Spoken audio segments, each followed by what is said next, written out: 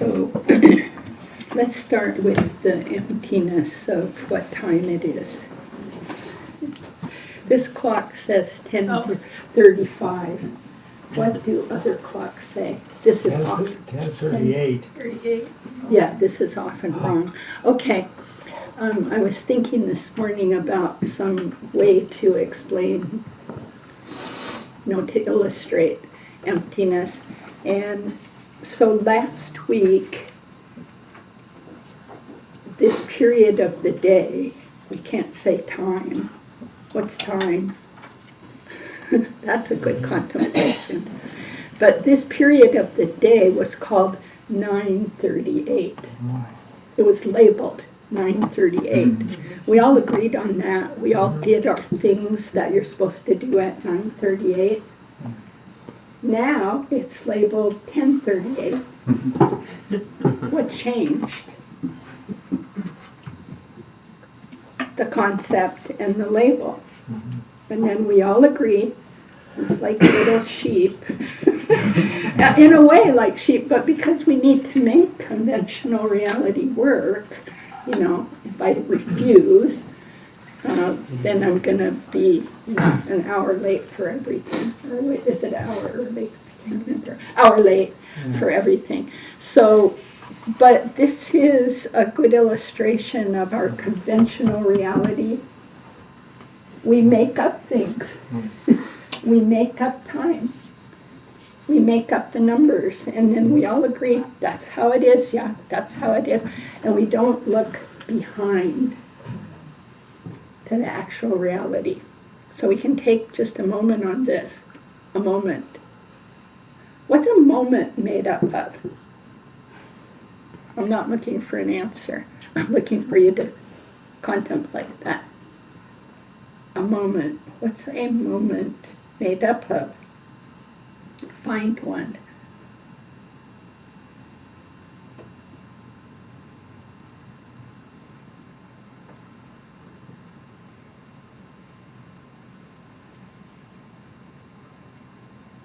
Find a moment. Did you find it?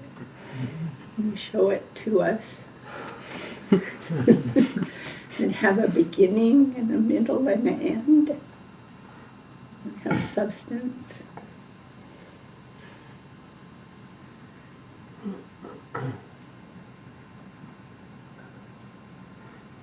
Who found one? You did? Good. I thought I did. First look, yes. Second look, it's like, oh, it's made up of a bunch of smaller moments. And then smaller moments until it went poof. I'm glad that you said at first I found it. That's really important because we need to see what we're doing first. Because if we jump right away to I read 3 books and they said there isn't one. So I just jumped to that. That's a conceptual jump. We want to get it somewhat experiential, even though we're contemplating. But it's a deeper kind of thing, making the contemplation your own, matching it up to your experience. So we could rename the moment a second. We say those exist. We see them on a clock. It goes more digital, We can see them. But you start, and we all agree 60 of those make a minute, and 60 of the minutes make an hour, and 24 of those equal a day. See how much we really go. We have elaborated and elaborated and elaborated. And this is not bad. Everybody starts going to good, bad, good, bad. That's our habit, another habit of our thinking. It's just what we do. But it's quite important to see that we're doing that. That we take things that have no thingness in themselves. We make them into things. They're made of parts, like Cynthia was referring to. Oh, I saw, parts, other parts. All the parts, I can't find a part. How big are these parts? Can't tell that. So everything's parts, then causes and conditions. We could say the cause and condition of a second is the agreement on it, the concept. That's a cause and condition of it. And then we label. We label it. And we agree on the label. Of course, some other culture doesn't use that label. They call it in Spanish something else, and in Tibetan something else. But we make a cultural agreement, and then we function based on it. I'm late. I'm all freaked out because I'm late. I'm early. Oh my God, I'm early. That's just so embarrassing. What'll I do with this time? So I'm not going to harp away on this, but you get it? And that's an illustration of every single thing we do. I started thinking, wow, we just labeled this differently. Then we call it daylight savings, standard time. We are really, man, we just go for it. And you know what? There's nothing there. You can't find a second. But we live by it. So that's a good illustration of the not finding is the ultimate way, and the functioning on it is the appearance. But they're not separate. See, I'm talking about them like there's an ultimate way and an appearing way. They're always completely together, non-dual. It's an amazing situation. But So would that be then true for what I call myself? So it's no, true. Bob, you are solid. Solid as a rock. Yeah, But you're the only one in the room that's solid. yeah, so that's amazing to contemplate it that way. That's a good way to think of it. Just, Yeah. everything we construct, and it's useful in some way, but really not the way things are. Yeah. As Lama Yeshe said, we're hallucinating all the time. Yes. I kind of had Thanks. I had the thought sort of just sitting there. The only way I can find a moment is if I make one up. Yeah. Right. But it works. Yeah. And that's why we want to, in Buddhist theory, the debates are around finding some kind of philosophy about this situation that avoids the ditches of nihilism. Nothing exists. Therefore, I can do anything. Right. It's all one big party with me, but no me even so. And nihilism occurs. People study this and study this.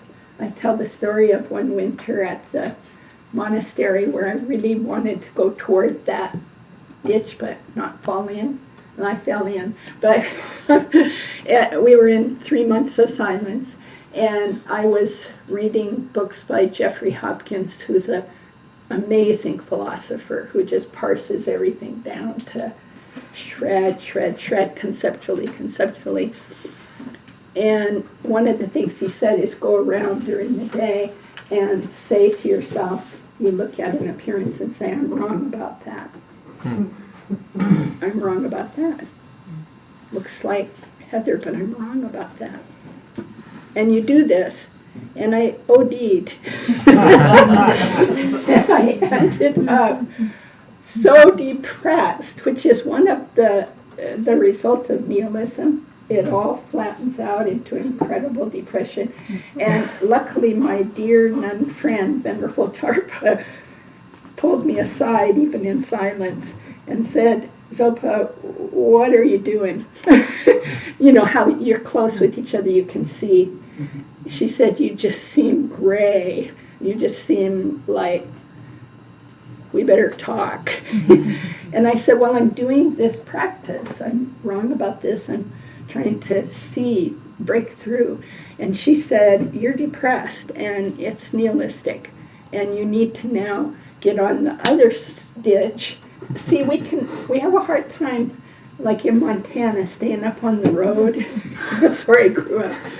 You know, you're drunk in that ditch, then you're drunk in that ditch. So I got drunk on nihilism, the middle way, not that. And in the eternalism ditch, that's the one we're in almost all the time. It's solid. I'm here, you're there. There are objects. This is it. That's the only explanation. Appearances are the only thing, and they're not appearances. They're real. They're objects. Okay? Nihilism is, it's all just illusion. Nothing there.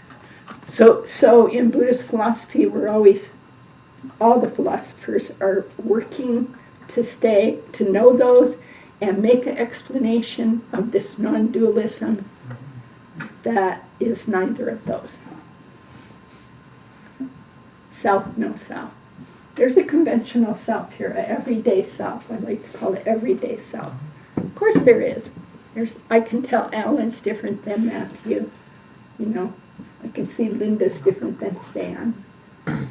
If we couldn't do that, my God, it'd be like an insanity, right?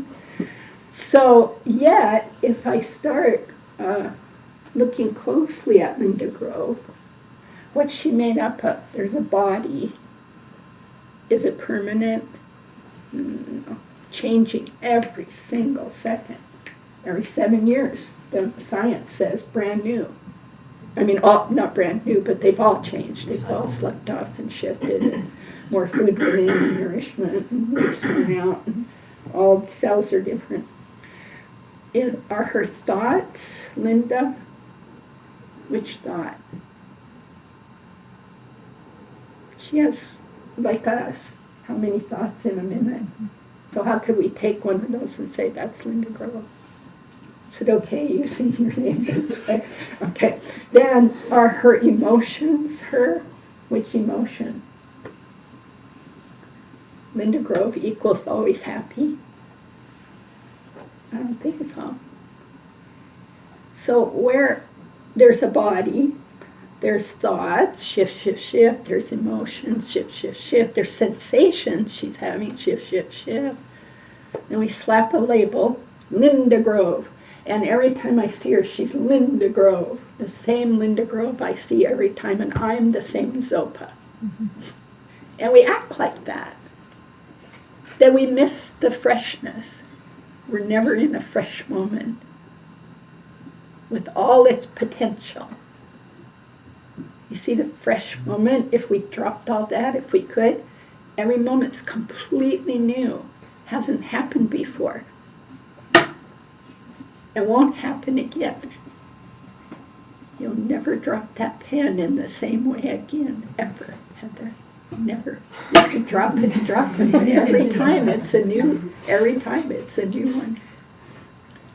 So, new one. But we don't function that way, right? And that's the ultimate and the relative, the mystery thing. And just watch out that we don't fall into nothing matters. It's all empty all the time, and empty equals nothing.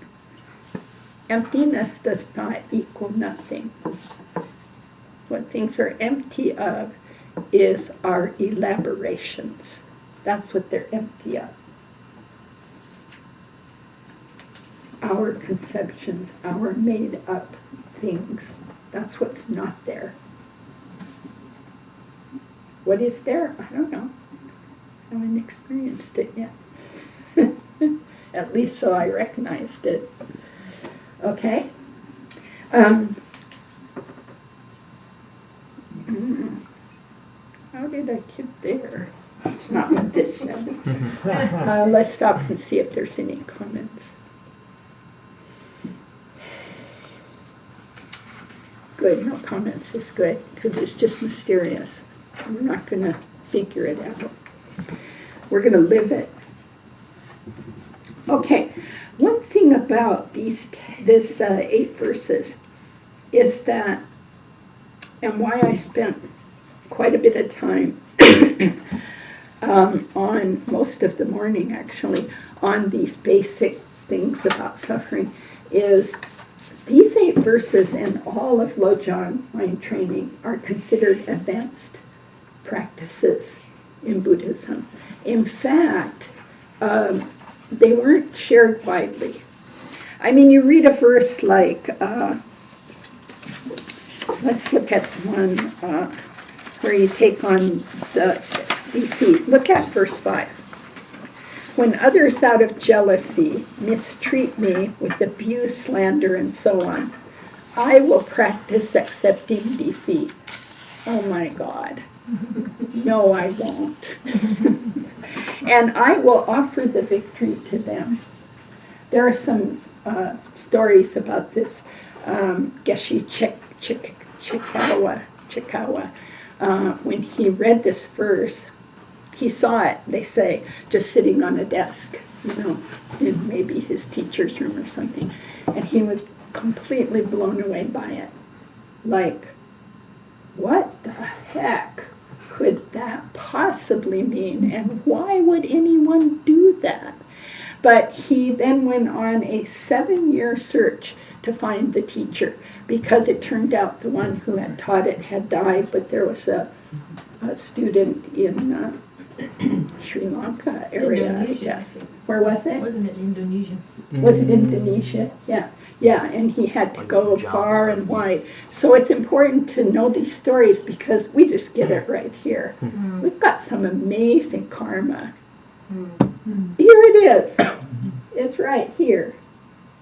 Because of his merit and my own, I don't have to do that. But think of that. He was so drawn to it. And then, like the Buddha, when he first realized emptiness, became fully awakened, he said, I can't explain this to anyone. I'm not going to teach it. They won't understand it. They'll chase me out. Yeah, Geshe Chikawa was like that. He said, no, this is just too hard. And another, luckily, they found people, as they say, with little dust in their eyes. So maybe we're that. The people with little dust in our eyes. In other words, we can see some. And so we can, no, you don't think so? A lot of dust. You have a lot of dust in your eyes, but you're here. So karmically, you got enough dust out of the way to be here.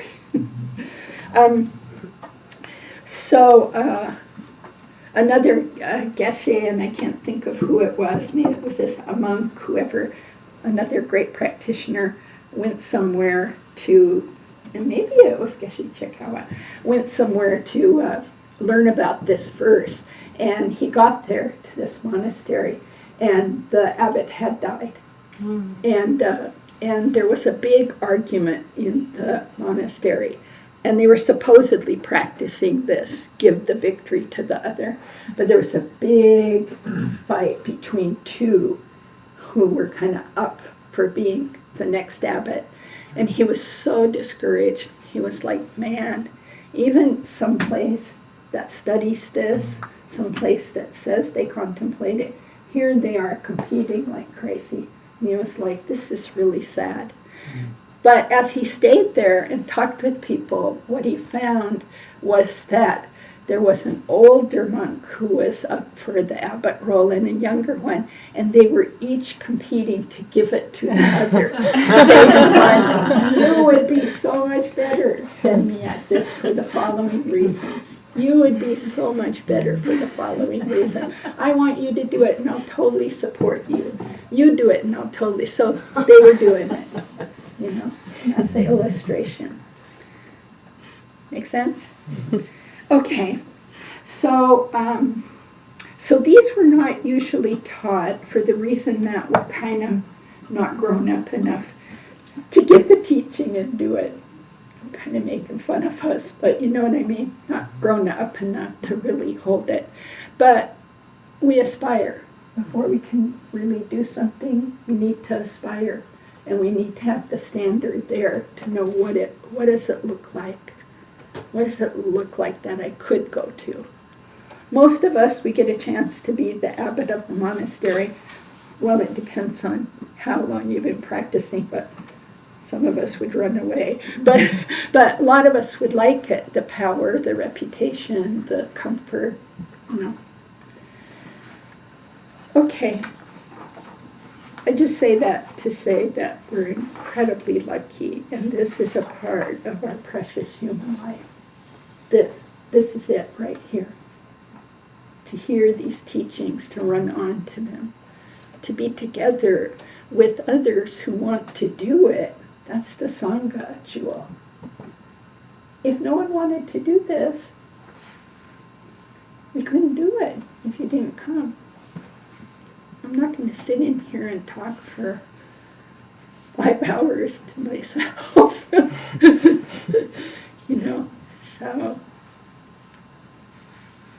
it's the interdependence.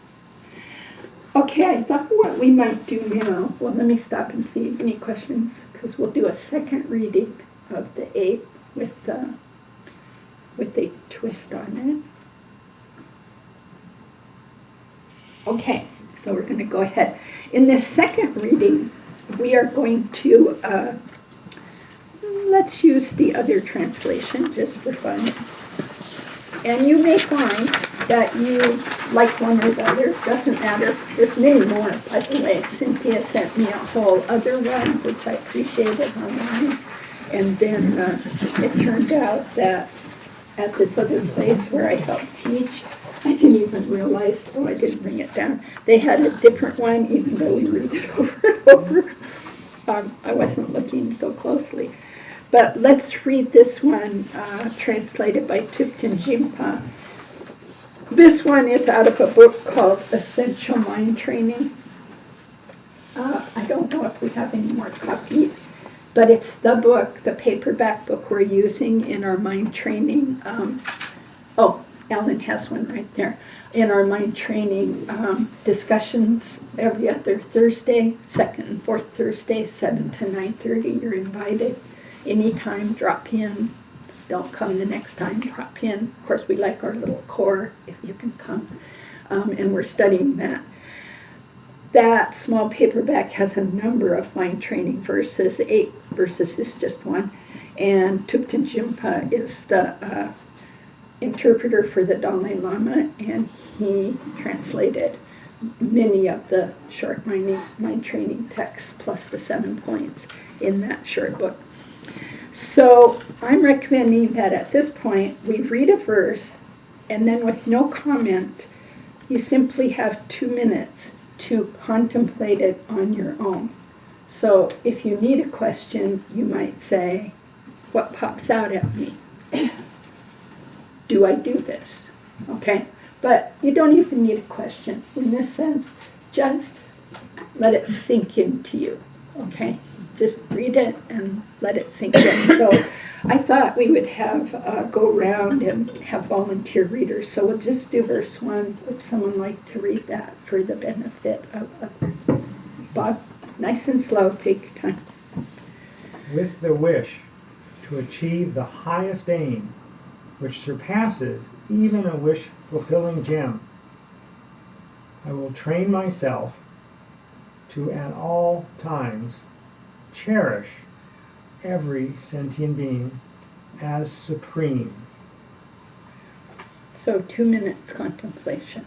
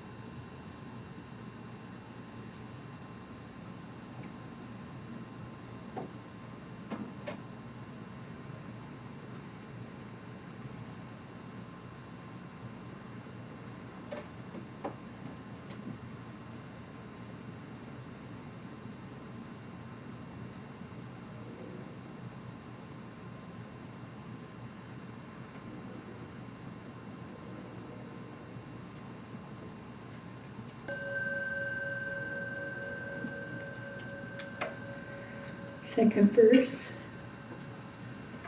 Who would like to read? Whenever I interact with others, I will view myself as inferior to all, and I will train myself to hold others as superior from the depths of my heart.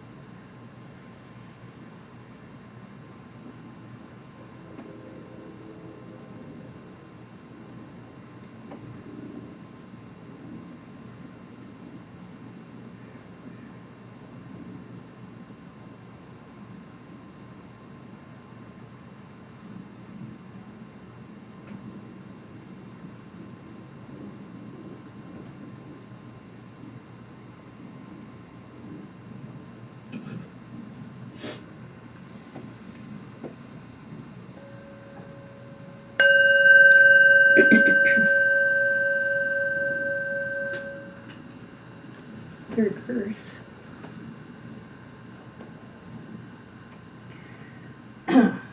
In all my activities, I will probe my mind, and as soon as an affliction arises, since it endangers myself and others, I will train myself to confront it directly and avert it.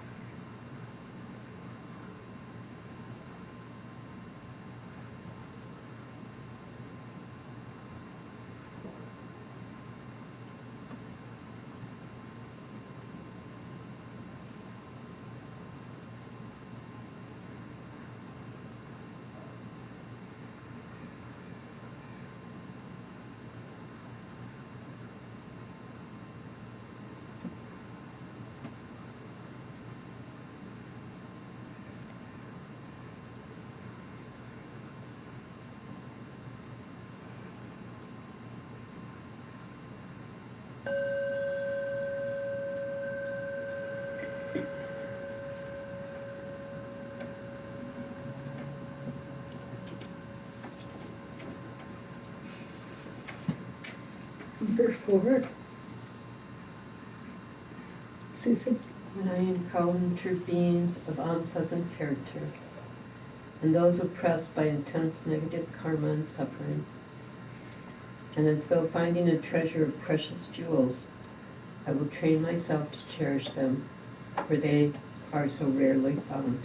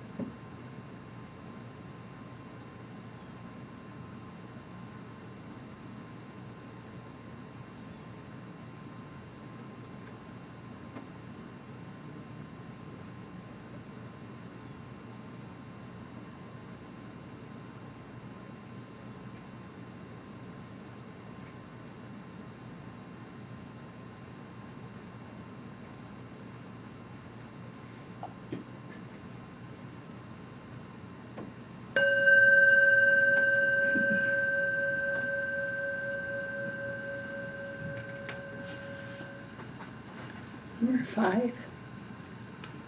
Emily. When others, out of jealousy, treat me wrongly with abuse and slander, I will train to take upon myself the defeat and offer to others the victory.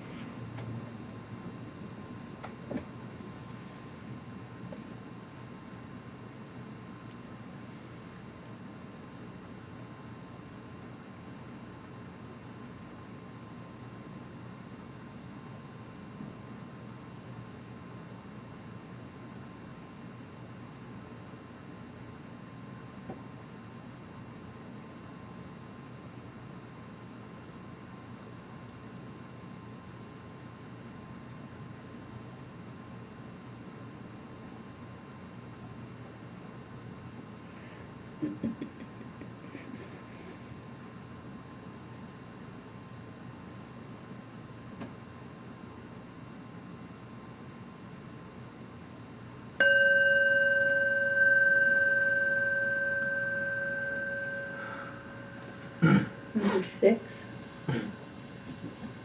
Even if someone I have helped, or in whom I have placed great hope,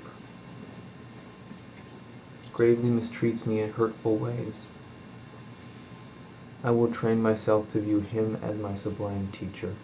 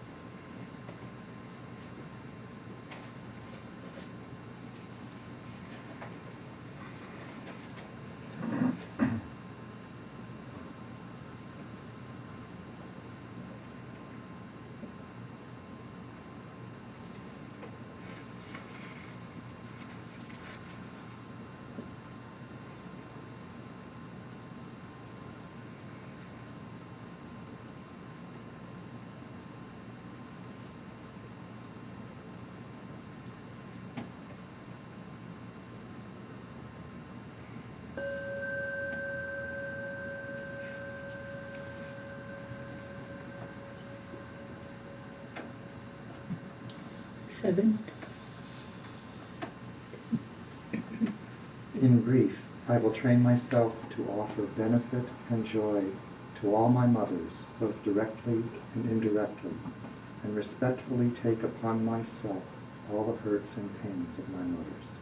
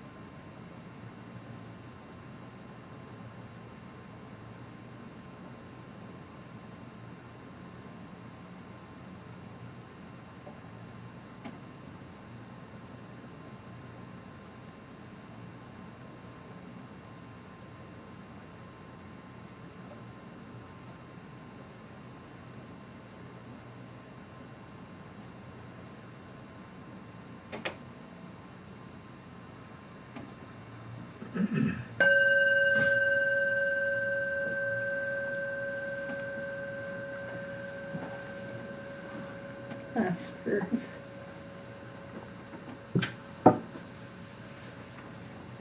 Who would like to read that? Nice and loud, Peggy. Thanks.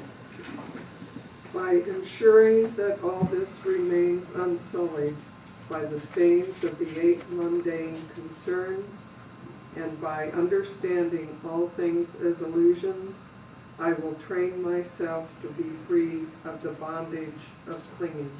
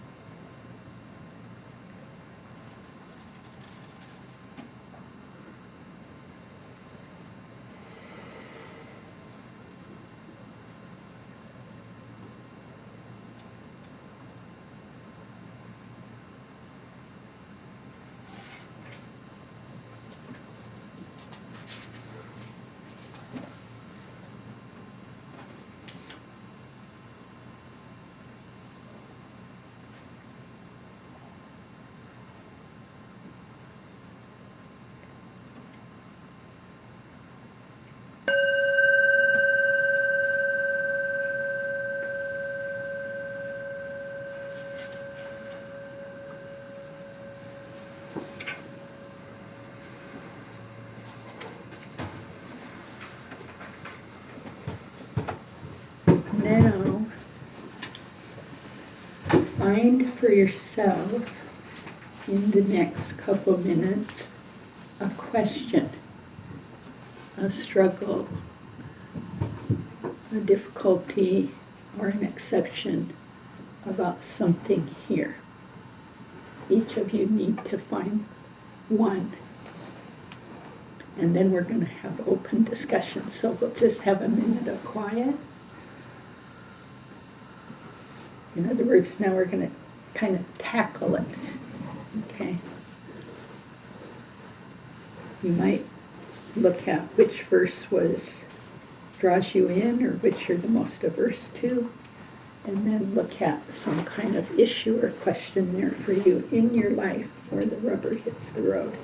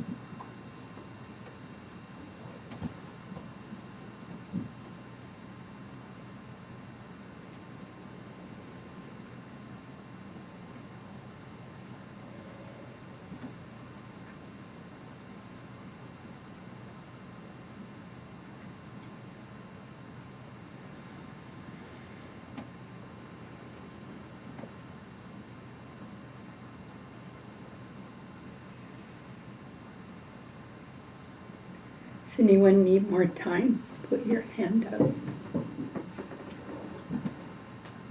Okay. More time to come up with your, oh, I'm asking if you have more time to come up.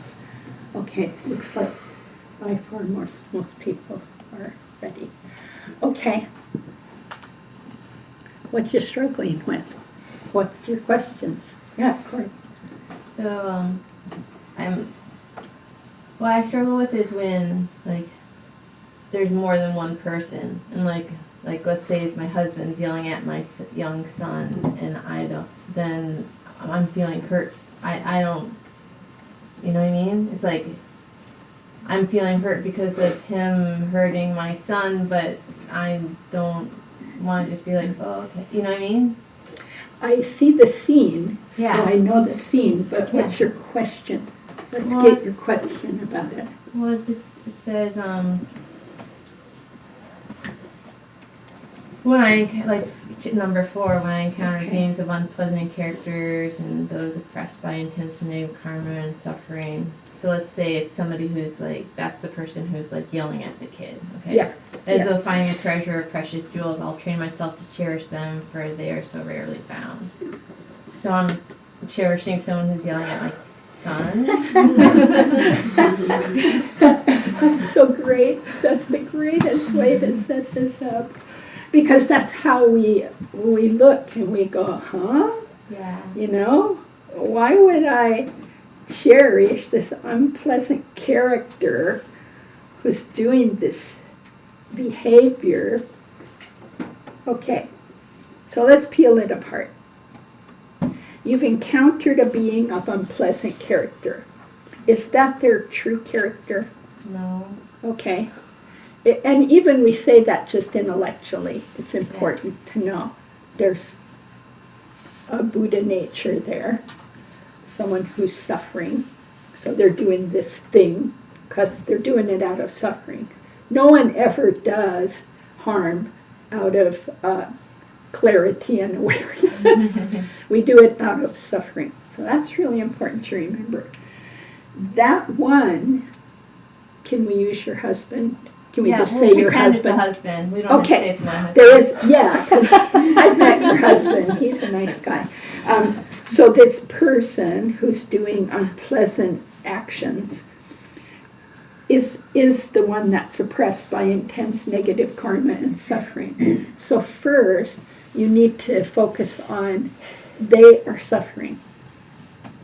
The oppressor is suffering. Mm-hmm. We don't do this generally. We immediately see the victim is suffering. The oppressor's bad, just bad, and should be punished even. That's how we look at it. Death penalty, perhaps, but definitely in jail for life, And if they're not doing something that bad, we should punish them by yelling at them or withdrawing from them or whatever. When we make that conclusion about it, we've forgotten many things about reality. The first one, we've forgotten their suffering. We've forgotten we're suffering. What are we suffering from? Ignorance. We don't have any skillful means in this moment. Skillful means upaya. We don't know what the heck to do. But we'll do something. Okay. We don't know what to do, but let's act. And therefore we add more suffering in. Like, I'll yell at him, yelling at them. Or I'll yell at him later. Now we can see this piles on the suffering, right? So it's important to see that I'm suffering, they're suffering. Sometimes just sitting in that, in a stressful moment like that, is plenty. Sitting with that awareness, doing nothing. It's really hard.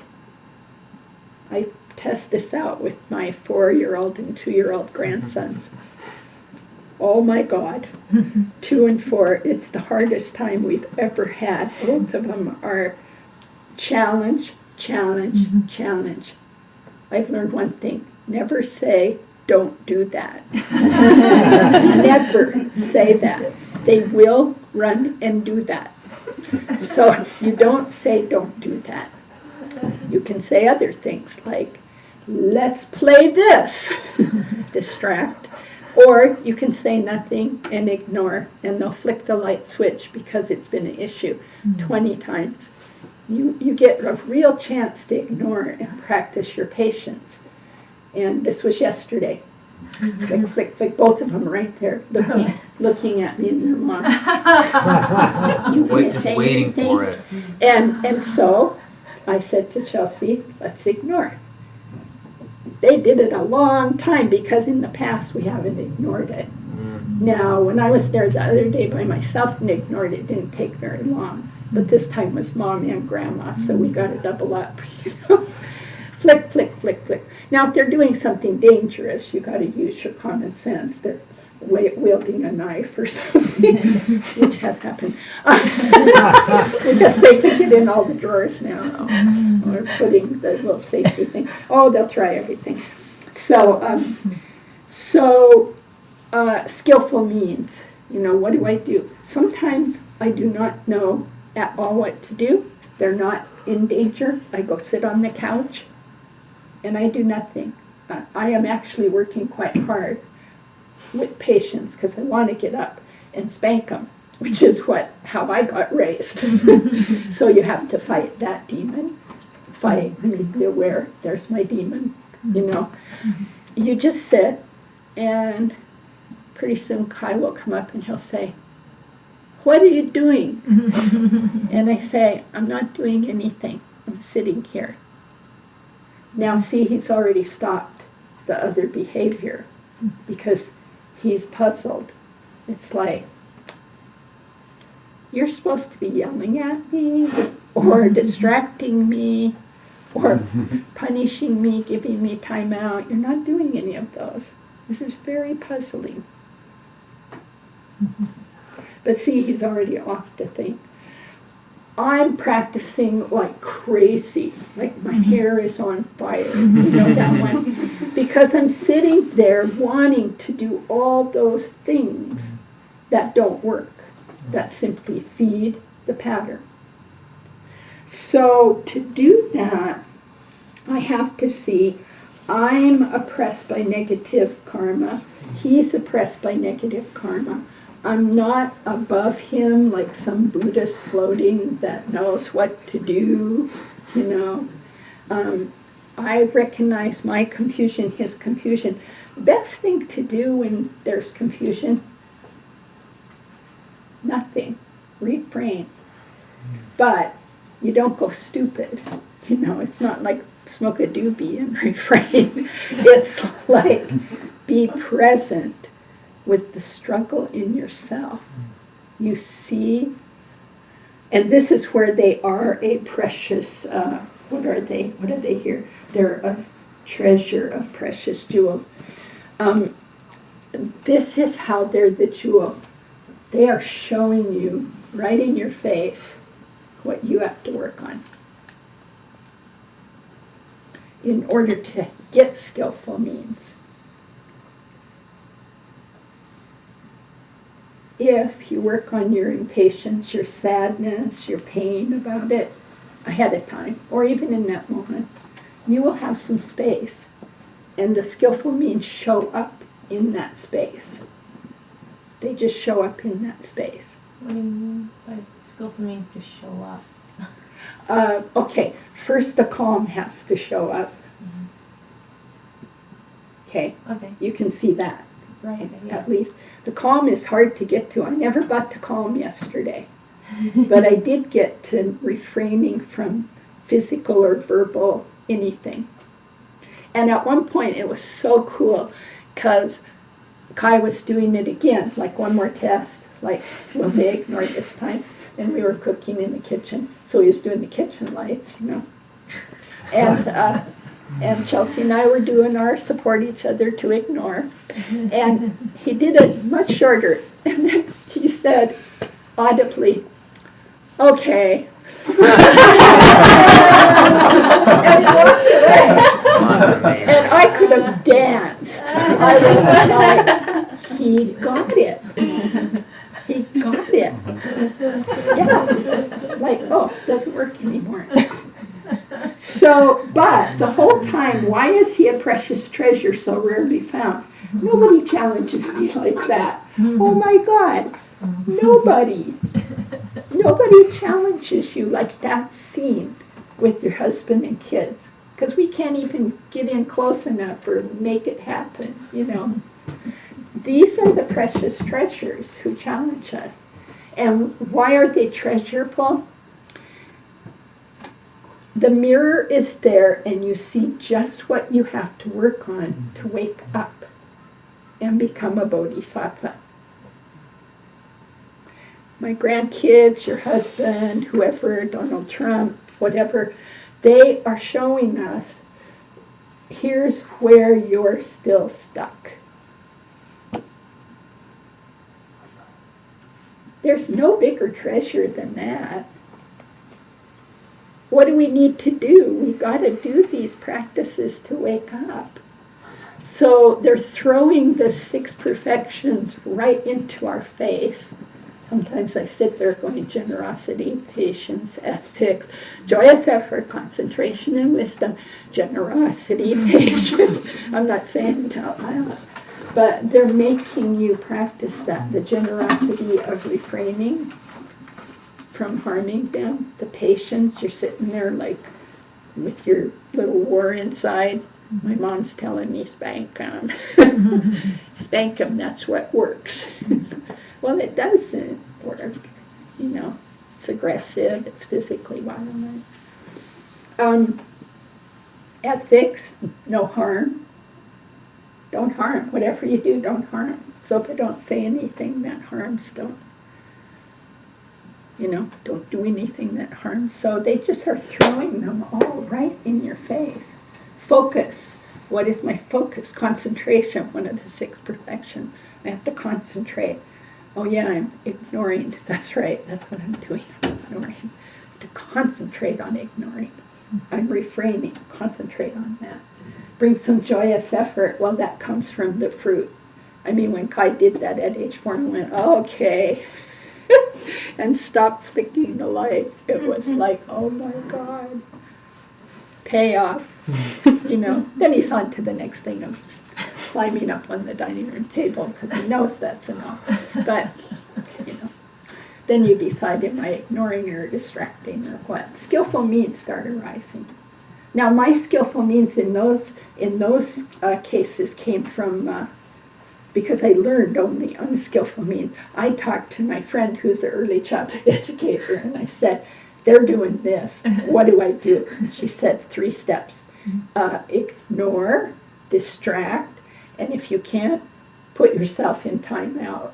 Yeah. You put yourself in timeout. You just say, I'm going to go in the bathroom for a minute, and you go in there and breathe 3 breaths. Or number 4, you can have them do breaths with you. They like that. They've got a little meditation book we read, little kid thing. So we can refer. But I didn't know those. What I did know from my practice was start by refraining. Don't add to the confusion.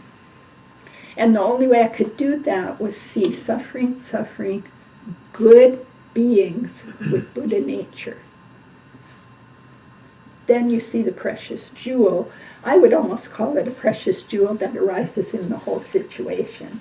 You know, it's not just that person, but they're bringing it on.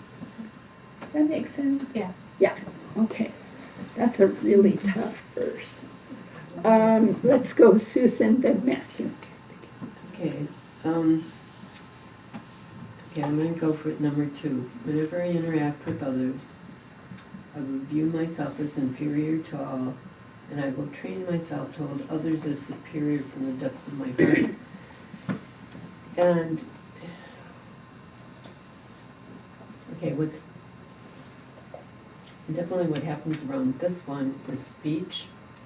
So if I'm in relationship with somebody and we are talking about something that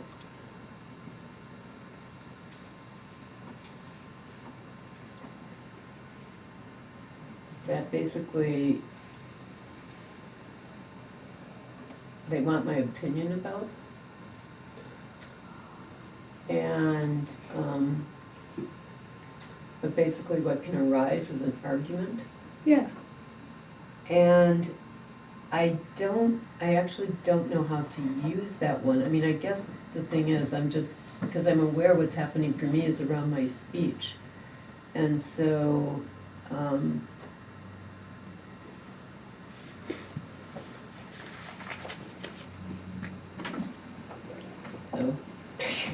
Yeah, I think I get the question. So, first of all, I'm looking up some notes from the Dalai Lama and the Karmapa on these. The second verse, I don't like it.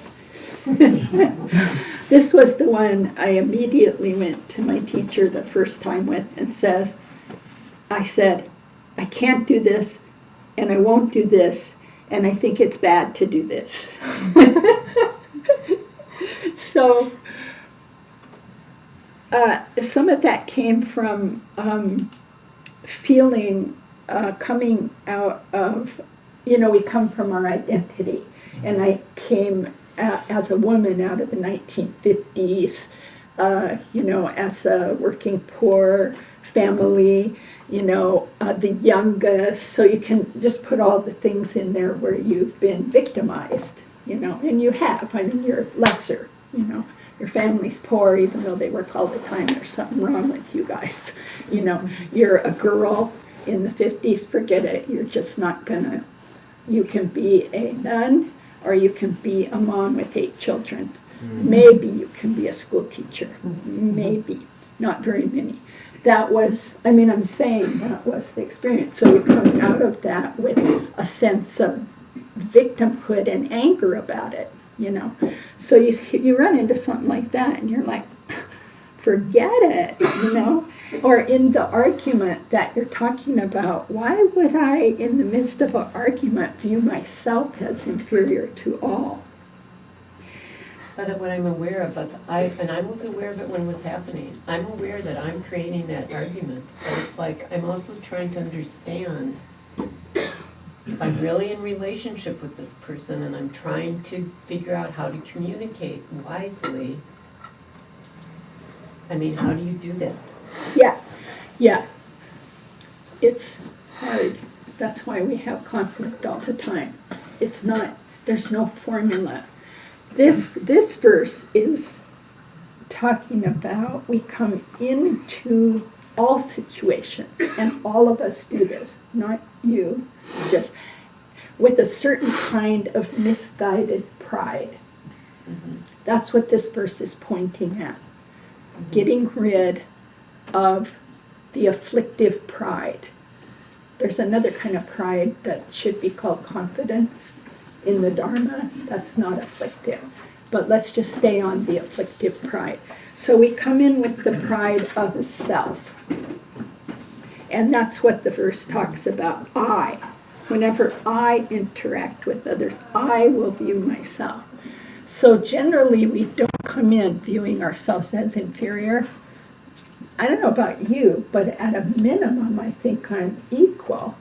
A lot of times, because I've been a lawyer, I'm a Dharma teacher, I've been a mom, I'm a mediator, blah, blah, blah, blah, blah, diversity trainer.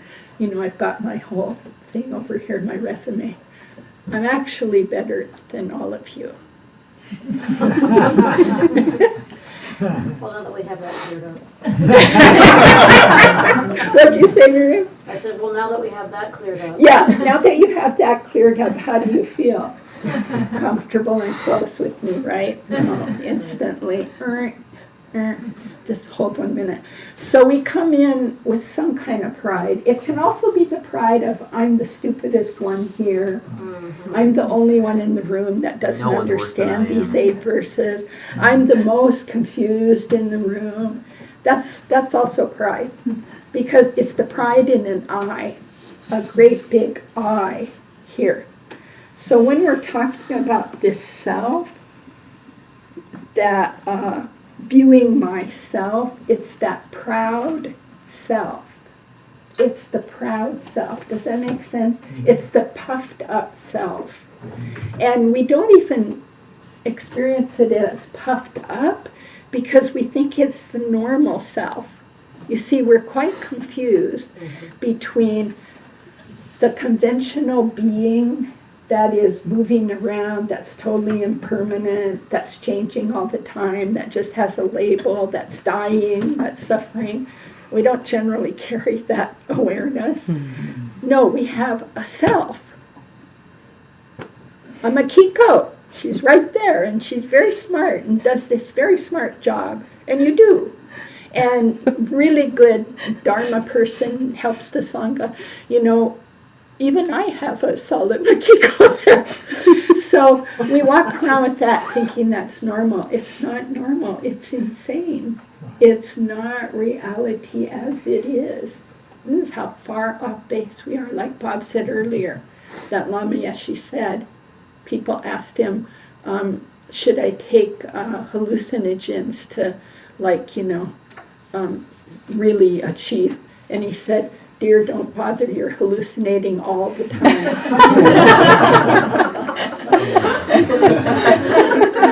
We live in the illusion. What Kala Rinpoche says, you live in the illusion.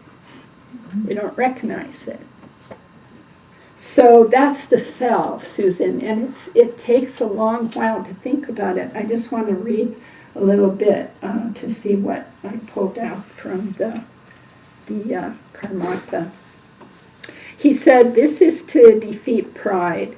One type of pride we need to eliminate. That's kind of I was just talking about. I'm all that, or it's the pride in I'm terrible, or I'm great, or whatever. Or even I'm right in the middle. I'm not terrible or great. I have it down. See, it can puff up anywhere. The remedy is pride and confidence that we can see this. We need to have confidence we can apply the antidote and succeed. So we become confident through our practice in these. Like you'll go home and try this out. You become confident. I'm not sure what I'm trying out here. Just a second. I want to get through this and then we'll come back right to the thing. We need the pride of, I won't let myself be overcome by this affliction. And I'm happy to reduce this pride. So that's a huge step because it's saying, I'm willing to start giving up this sense of self. So now, Susan, we're going to be right at the scene. You have a sense of self who really wants to communicate, who really wants to understand and be understood. That wish is kind of a problem. Okay. Going into the situation with too much of an agenda. That agenda made up by the I. It can even be a very nice agenda. I'm in here to help you. Mm-hmm. That's sometimes so scary when someone says that to you. I have come to help you, because I'm kind, because I'm good, because I want to communicate well. Sometimes we have to just drop that agenda, especially if we see holding that agenda has led to conflict over and over. I hold that agenda, I want to understand, be understood, it's important to me or my roommate, we need to do this. All of that brings kind of an energy that can feel aggressive to the other person. Kind of astonishing. Our niceness, our good intentions can even feel aggressive because we have an agenda with our niceness and our good intentions. We want it to come out this way. It's like in mediation, if you give up wanting to come out a certain way, and I'm looking at Linda Groh because she does this, you find out what's really going on. If you're like, I think this mediation has to come out with A, you're already bringing too much to the party. This is all about give that up.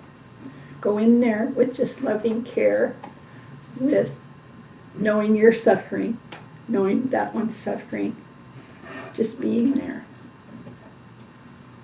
Now, we still have to live on the relative level. If someone's doing something harsh, harmful, We need to remove ourselves or address it, you know. But this is about the view that we take in. Anyway, when I went to my teacher and said all this, like how much I didn't like this verse and how I wouldn't do it, because I was still being a lawyer and a big shot. Actually, I had been promoted. I was a big executive director of a county agency, so now I was really someone who knew everything. And she just looked at me so sweet, and she said, "Do you think you could consider that you have something to learn still?" And that's where she started. And just her saying that, my whole ego went, oh my God, am I saying that? I'm a person who has nothing to learn from anybody. And I kind of was. I was living in that. So I just started there. I have something to learn. So it made me listen more instead of always tell. Made a little more equal exchange instead of the one who tells everybody everything. I still do that. It's a bad habit, but working on it. Okay, these are not easy. You had something, Alan, or have we gone way by it? Well, I was motivated to raise my hand because I was having trouble with the same verse, but I feel that Matthew was next in the queue. Oh, okay. So your question was also about two. Right, but there's more that I would like to add. Okay, But and Matthew we're going to was come first in back the around. queue. We're going to Yeah. go through all of them Right. again. That's actually okay, because I actually wanted to add on to what's your name again? Corey? I kind of had sort of just kind of a situation just kind of show up in my head that is really similar to what you and Corey and you talked about Zopa with kids, with my occupation. I wanted to ask about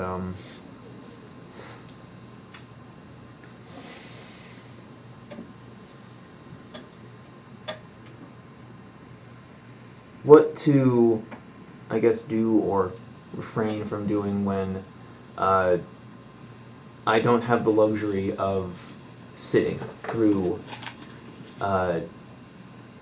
Yeah.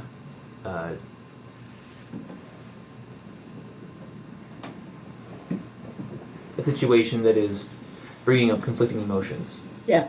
With my occupation, I You're basically with a lot of kids. I've basically taken How many? I've taken a professional vow to basically keep 30 kids a day from harming each other. Yeah, yeah, and yeah. And there has not been one day where I have succeeded. Yeah, because you're in a situation with 30 of my grandsons. Luckily, they kind of generally act a little better at school than home, generally. We have to see that these mostly are about changing your attitude. These are not formulations for what to do. Every situation, you're going to need to bring in your own wisdom and compassion. But what all of the mind training does is give you a basis to refer back to. So, if you went in with your children that you care for with a lot of pride, you can see that adds suffering.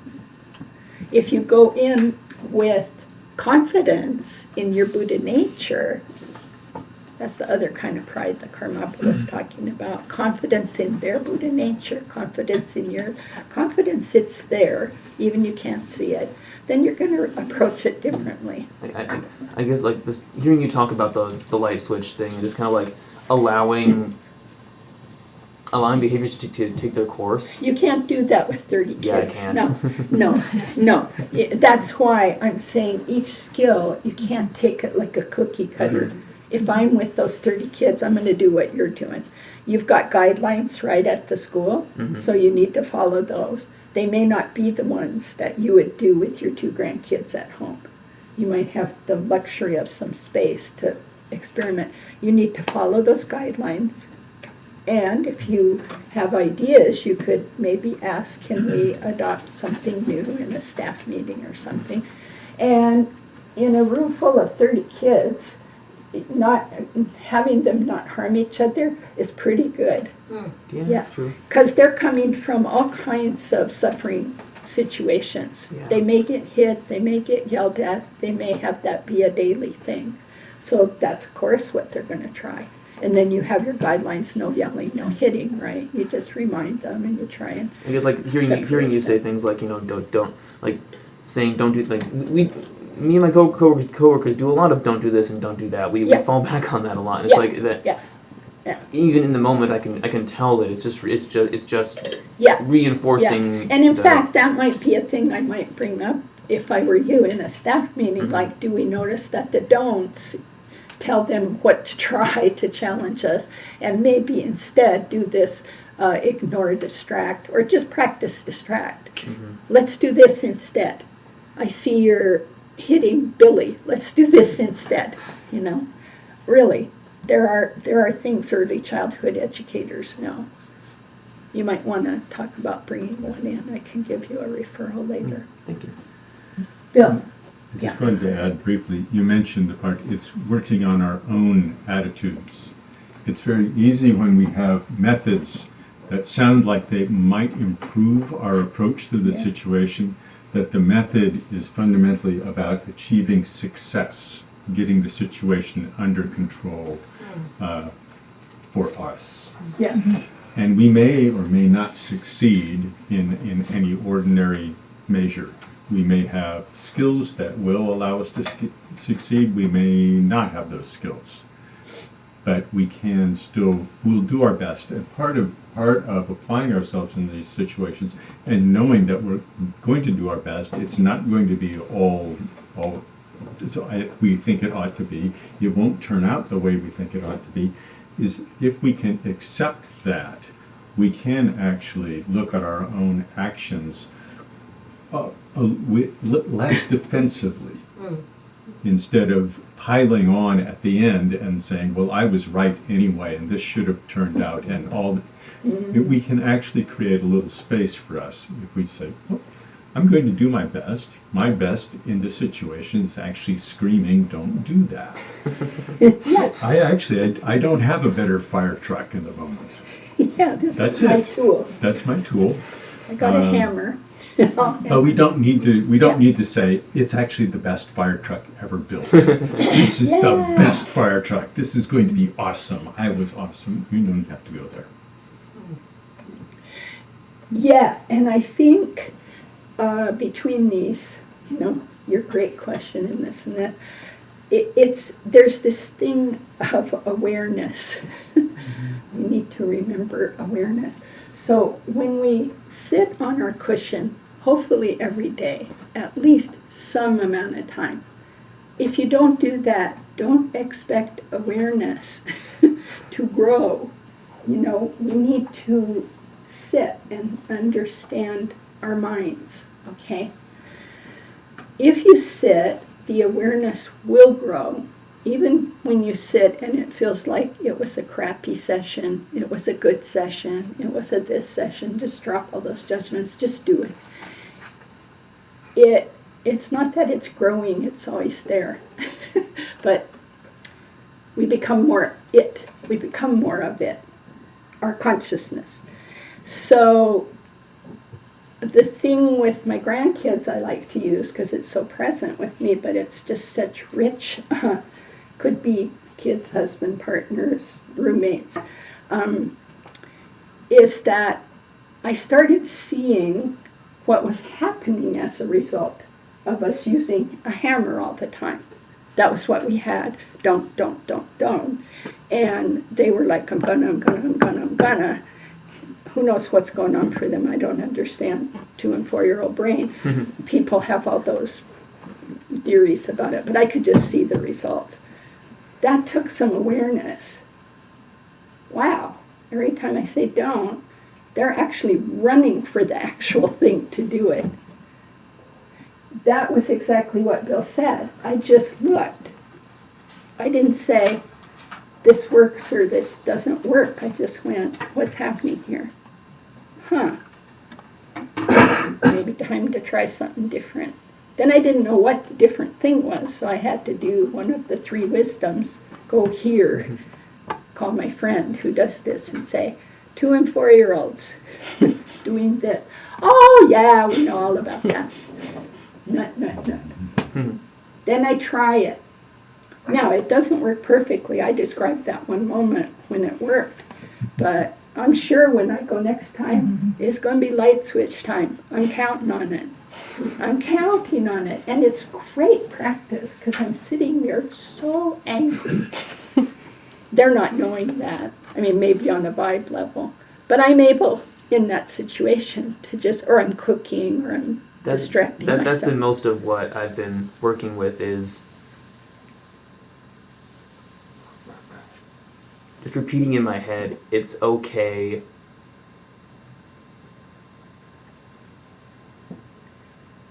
It's okay to. It's okay if I experience the same thing I did yesterday and the day before, and it's okay if I experience a whole another year of the exact same situations that I experienced this past year. And Letting go of the results. When you're saying that, is it like comforting to yourself, like you don't have to make it all change and letting go of my gain, my reputation, my success. Yeah, so there you are, Matthew, that's perfect. You're using it to look at your 8 concerns and going, that's good. And it'll shift. So, and then, just keep remembering they're basically good little Buddhas running around. And they're throwing this in your face, you could say. And you get to practice, And if you hold that they're good little inside, Buddhas, then you're going to act really, really different than if you say, this child is evil. Yeah. Yeah, see? And those are just thoughts. One thought, this child is evil. One thought, this child has Buddha nature. There's some space. If you have Buddha nature and they have Buddha nature, a tiny space opens. You still may say don't, and time out. But someone who does that with the one thought is going to be different than someone who does it with the other thought. The question always is, are we adding to the suffering? Am I adding to the confusion? And I have to say that in the last couple years, it's all the Kagyu's fault. Thank you. Coming here, and studying with Kagyu's. Thank you. Yeah. I feel like a little bit of awareness has opened there about adding to the suffering or not. I mean, of course, my years of studying with Galukas are base for all that. But it's like I can, for the first time in my life, I think, a word pops up that says refrain. Not reframe, but refrain. Don't do, don't say. Shantideva says this in the Way of the Bodhisattva. He has these great verses. If anger rises, remain as a log. A log, a piece of wood that just sits there. If craving rises, remain as a log. If ignorance rises, remain as a log. And I'll tell one really, I like stories, and we're close to lunch, so I'll tell one story. I was practicing these verses, Shantideva, with my teacher, and my husband and I, Stuart, who's I call my husband because we're really good friends, and I don't call him my ex, so I call him my husband. And I was thinking there must be a was-wife component to was-wife, was husband. We were getting in the car and going somewhere. And I started noticing, whenever we got in the car and started going somewhere, that was the most arguments for us. Why? Who knows? Other people, it might be in your garden or in your kitchen, but for us it was, we're in the car going somewhere. So this very typical argument came up, and I saw it suddenly like a formula. like it was just appearing like a formula, probably because I'd been doing some work on the cushion. And it was like, formula, first step, Stuart says, then Kathleen says, then Stuart says, then Kathleen says, and then we're into, no, it was like this, no, it was like that. And I saw it by the second step. Oh, I'm supposed to now say blah, blah, blah. And I felt the anger just rising, the irritation, but turning into anger. And I thought, remain like a log. I mean, really, it was trippy. Remain like a log. And I did. I just sat there staring ahead. And he was waiting for step 2. And step 2 did not occur. And he said, I love this, what are you doing over there? It was great. Logging. I'm remembering that. I like that. Yeah, I'm logging. That'd be good. And I said, I am trying really hard not to say anything angry. And he said, oh my God. And he just kept driving. And that was it. We just talked about something else. But I just was honest, like I am trying really, really hard not to be angry. This is the thing I was saying with the grandkids, is remain like a log. But in your logness, what you're doing is all internal.